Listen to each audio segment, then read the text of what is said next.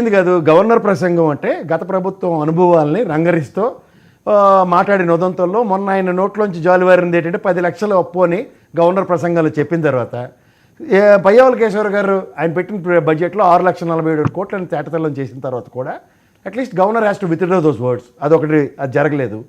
రెండోది గత ప్రభుత్వంలో ఈయన గవర్నర్గా ఉన్నప్పుడే జగన్మోహన్ రెడ్డి గారు నాకు తెలిసి లెస్ దాన్ 2 years పనిచేశారు.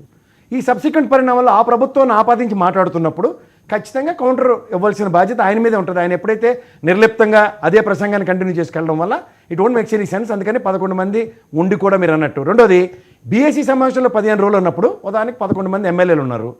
ఒక పులివెందుల్లో మన ఆరోగ్య శాఖ మంత్రి గారు మెడికల్ హాస్టల్స్ లేవు, అందుకని మేము ఈసారి మెడికల్ సీట్లు వద్దన్న దగ్గర మీరు అన్నట్టు పులివెందుల సమస్య చర్చించడానికి 15 రోజుల్లో 175 ఎమ్మెల్యేలు ఆయన టర్మ్ ఆయనకు వచ్చినప్పుడు ఈ 15 రోజుల్లో మళ్ళీ ఇంకోసారి రావచ్చేమో హైపోథికల్గా, ఎందుకంటే నిన్నటిదాకా రానన్నాడు, ఇవాళ వచ్చాడు కదా. అలాగే వెలుగొండ ప్రాజెక్ట్ సంబంధించినవి 2 ఎమ్మెల్యేలు ఉన్నారు అక్కడ, ఎర్రగొండపాలెం అండ్ దర్శి. ఆ ఇద్దరు వెలుగొండ ప్రాజెక్ట్కి ఈ బడ్జెట్ అలొకేషన్స్ ఏమున్నాయో ఈ 15 రోజుల్లో వాళ్ళు వచ్చి ప్రశ్నించవచ్చు కదా వాళ్ళకి ఇచ్చే టైంలో మీరు అన్నట్టు. ఎందుకంటే క్రిస్టల్ క్లియర్గా వాళ్ళ అపోజిషన్ హోదా ఇవ్వనప్పుడు ప్రజా సమస్యల మీద నిన్నటిదాకా మీరే చెప్పవచ్చు.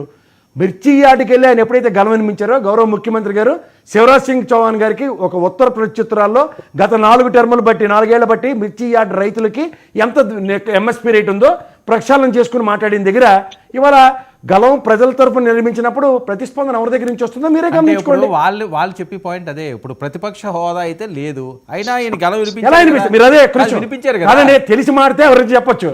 ఇప్పుడు ప్రతిపక్ష హోదా లేనప్పుడు గౌరవ ముఖ్యమంత్రి గారికి ఎంత టైం ఇస్తారో అంతే నిడివి ఆల్మోస్ట్ మా అపోజిషన్ లీడర్కి ఇస్తారు. క్యాబినెట్ హోదా కలిగిన అపోజిషన్ లీడర్ వస్తుంది, వీళ్ళు క్యాబినెట్ హోదా రాదు. ఇప్పుడు ఉండండి సార్, మీరు చెప్పే పాయింట్ మీకు రీచ్ అవ్వలేదు. నేను అనేది ఏంటంటే ప్రతిపక్ష హోదా వీళ్ళకి లేదు. ఎలా లేదు? వినండి వీళ్ళు వెళ్ళట్లేదు. ఎలా లేదండి, ఎలా డిసైడ్ చేస్తారు? వాళ్ళు ఇవ్వము, అది చెప్తున్నాడు. వాళ్ళు ఇవ్వము అన్నది వాళ్ళు ఇవాళ దాకా చెప్పలే. పవన్ కళ్యాణ్ గారు డైరెక్ట్ ఇవాళ చెప్పారండి. అయ్యన్న పాత్ర గారు ఇప్పుడు అన్నారు కదా, మీకు చిట్చాట్లు ఎవరికి కావాలండి? చిట్చాట్లో మాకు కాదు. ఇవాళ అసెంబ్లీ వేదికగా చెప్పిన ఉదంతం ఏదైతే ఉందో దిస్ మేక్ సెన్స్. ఇప్పుడు మీరు ఇందాక అన్నట్టు అపోజిషన్ లీడర్ రాష్ట్ర సమస్యల మీద మాట్లాడడానికి ఈక్వల్ అండ్ టైం ప్రిఫరెన్స్ ఉంటుంది. ఎప్పుడైతే అపోజిషన్ లీడర్ స్టేటస్ లేనప్పుడు ఆ రాష్ట్ర గలం బదులు పులివెందుల గలమే పరిమితం అయినప్పుడు ఆబ్వియస్లీ ఈ 15 రోజుల నిడులు ఎప్పుడైనా వెళ్ళొచ్చు. ఇందాక నాగేంద్ర అంటూ మొదటి రోజు వచ్చారు అంటే మొదటి రోజు ఇవాళ గవర్నర్ ప్రసాద్ గారు ఒక్క విషయం అండి, ఓకే అది ఎవరైతే అవనియండి, ఇప్పుడు ప్రతిపక్ష హోదా ఆర్టికల్లో లేదు, రాజ్యాంగ పరంగా ఆయనకు వచ్చిన సీట్ల వల్ల అది ఇవ్వరు అన్నది సంబంధం అనేది లేదండి. నార్మల్ నేషనల్ పాలిటిక్స్ లో బీజేపీకి 2 స్థానాలు ఇవన్నీ కృష్ణగిరిగా ఉన్నప్పుడు కాదండి. ఇప్పుడు అలాగైతే ప్రశ్నించరా? ఎవరు ప్రశ్నించారు? ఇప్పుడు 11 సీట్లో ప్రత్యేక హోదా లేకపోతే వీళ్ళు బయట నుంచి ప్రశ్నించరా? ప్రజా సమస్యల కోసం మాట్లాడారు. అదే చెప్తున్నాను, ప్రజా సమస్యలు ప్రజాక్షేత్రంలోనే ఉంటాయి. మీకు ఇది కూడా చెప్తున్నాను.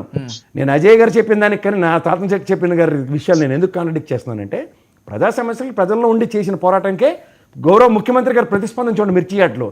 ఇది ఇవాళ నుంచి బేస్ తయారవుతుంది. రెండో పాయింట్, రేపు బడ్జెట్ అలొకేషన్స్లో ఇప్పటిదాకా మీరు ఒకటి గమనిస్తే ఆద్యంతం జగన్మోహన్ రెడ్డి గారు ప్రజెంట్ చేసిన ప్రతి దాంట్లోనూ books of statistics, reserve bank of India data and CAG reports and national budget and state budgets మీదే ఫిగర్స్ ఉన్నాయి. ఇవాళ చంద్రబాబు గారు ఈ రోజు దాకా ప్రదర్శించిన దాంట్లో ఎక్కడైనా స్టాటిస్టికల్ ఫిగర్లు పలానా దగ్గర ఎమ్మెల్యే స్థాయిలో అసెంబ్లీకి వెళ్ళరా? ఎమ్మెల్యే స్థాయిలో వెళ్ళడానికి మీకు అదే చెప్తున్నాను. ఇప్పుడు బడ్జెట్ అలొకేషన్స్ పులివెందులో మెడికల్ కాలేజీకి హాస్టల్ కట్టడానికి లేదు, ఖచ్చితంగా 15 రోజులు వెళ్ళొచ్చేమో. ఈ నోట్ అంటున్నాను. ఇప్పుడు మీరు అనేది ఏంటంటే సీఎంకి ఎంత ఇస్తారో అంతే ప్రతిపక్ష హోదా ఇస్తే అతనికి ఇవ్వాలి, వాయిస్ ఇవ్వాలి. నేను చెప్పేది 11 మంది ఎమ్మెల్యేలు 11 నియోజకవర్గాల్లో వాళ్ళని గెలిపించుకున్నారు. ఆ సమస్యల గురించి 11 మంది మాట్లాడొచ్చు కదా. ఎంతసేపు అయితే ఏంటండి? ఒక మాట మీకు ఎంతసేపు డిబేట్ అండి, నలుగురు కూర్చున్నా మీకు ఎంతసేపు కావాలి? గంట మీకే ఇవ్వాలా? మీరు ఇస్తారు కదా. కాదు కదా. నేను ఒకటే చెప్తున్నా, ఇవాళ మీరు మీకు అదే పాయింట్, మీరు మిస్సింగ్ అవుట్. నియోజకవర్గ సమస్యల్లో ఈ 15 రోజుల నిడువులో 175 ఎమ్మెల్యేల్లో ఎవరెవరికి ఎంత అలొకేషన్ వస్తుందో రేపు బడ్జెట్ ప్రవేశపెట్టిన తర్వాత ఎవరెవరు మాడతారో బేసి ఉంటుందండి, దాంట్లో ఇస్తారు. మీకు మళ్ళీ చెప్తున్నా, వెలుగొండ ప్రాజెక్టుకి కానీ పులివెందుల ప్రాజెక్టుకి కానీ లేదంటే ఏది ప్రాజెక్ట్స్కి ఆన్ గోయింగ్ ప్రాజెక్ట్స్కి అలొకేషన్స్ కనుక మిస్ అయితే డెఫినెట్గా ఎవరు వచ్చి మాడతారు. You can't imagine. అదే అంటున్నారు, వస్తే మంచిదే కదా, రావాల్సిన అవసరం కదా. మీరు ప్రజల గురించి ఇవాళ ఒక విషయం తేటతెల్లమైంది, అపోజిషన్ స్టేటస్ ఆయనకి ఎవరు అన్నప్పుడు మీరు అన్నట్టు పులివెందుల, దర్శి, ఎర్రగొండపాలెం అలాగే 11 అక్కడ నుంచి మొదలు పెడితే ప్రజలు పెద్దిరెడ్డి ఉన్నాడు, ఆయనకి ఇవాళ ఒక గౌరవ ఎమ్మెల్యే పొంగనూరులో గతంలో అమూల్ మిల్క్ తీసుకున్నప్పుడు 5 రూపాయలు రేటు పెంచారు, ఈసారి 2 రూపాయలు తగ్గించారా లేకపోతే 2 రూపాయలు పెంచారా? దాని మీద ప్రజా సమస్య కింద అజయ్, నియోజకవర్గంగా మాడతారు. అజయ్ ఈ వెసులుబాటు కావాలని తీసుకోగలడానికి చెప్పి ఎమ్మెల్యేల గురించి ఆలోచించకుండా కావాలని చెప్పి మీరు చేసేది ఇదంతా అని, దీనివల్ల మీకే ప్రజల్లో బ్యాడ్ అవుతుందని. వర్మ గారు కావాలని చెప్పి మేమేం చేయట్లేదు. ఇప్పుడు జగన్మోహన్ రెడ్డి గారిని అసెంబ్లీకి